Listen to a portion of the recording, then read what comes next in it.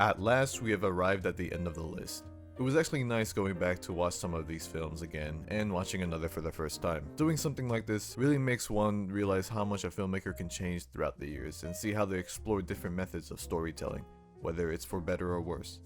I think Makoto Shinkai has learned a lot about being a director, and it shows with each of his films. Anyways, let's finish this off with his most recent film, Weathering with You.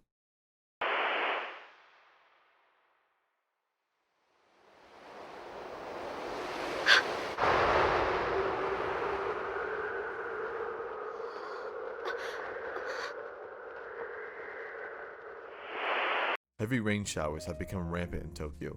Although, not all hope is lost when Hodoka, a runaway, befriends Hina, a girl with mysterious weather powers.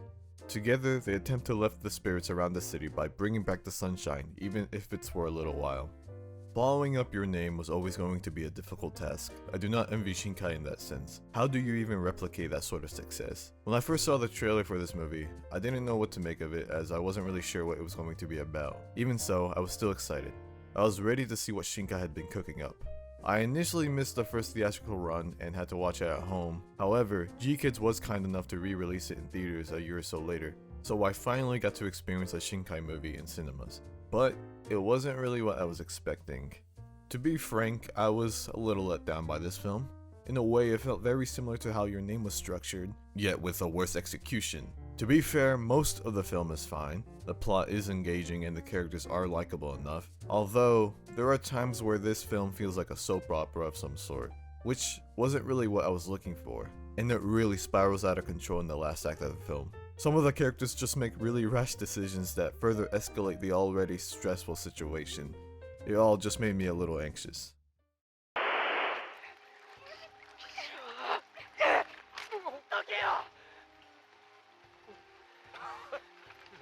それおもちゃこいつマジでバカだわ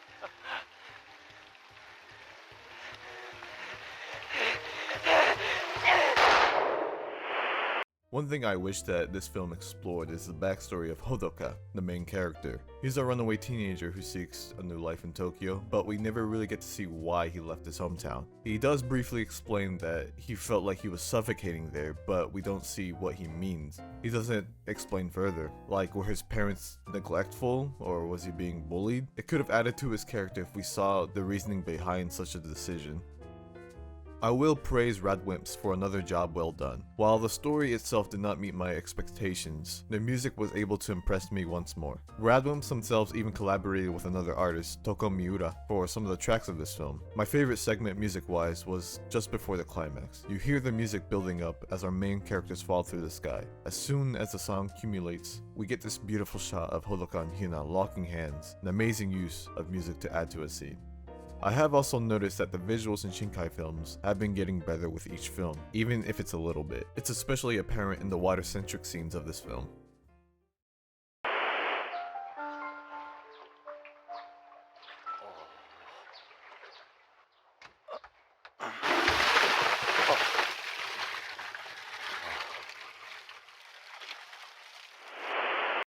Something I did find interesting is what Shinkai intended to say with this film. A while back, I came across an article that had an interview with Shinkai. He explains that he essentially wanted to depict a world, much like ours, that has been left in a chaotic state. The youth has been burdened with fixing it. Yet he wanted to portray characters that choose to live in this world and find the positives within it. Watching this film after knowing Shinkai's intentions did make me appreciate it a little more, although it's a complex message to put out there, but thought-provoking nonetheless. I don't necessarily think he meant to say that we should just give up on the world, but rather we should find the positives where we can and how it shouldn't be left up to one generation or one person, which I can get behind. I still think the third act is a little bonkers though. Weathering with You is Shinkai's complicated message to the world that can be quite divisive when it comes to the ending. Whether it hits or not is up to you. At first I didn't really like it, but I have learned to appreciate it. I still prefer movies like Your Name and Children Who Chase Lost Voices over this film, but it's starting to become a fun film to come back to every now and then. I do hope that Suzume impresses me more than Weathering with You. But yeah, we're finally done. My road to Suzume is now complete. I don't actually know when I'll get to see Suzume, but once I do, I'll try to document my thoughts on it. Going through these films has made me more excited to go see Suzume, so I'm keeping my fingers crossed. Anyways, I hope all who kept up with this little series enjoyed it. I know I did. Okay, bye.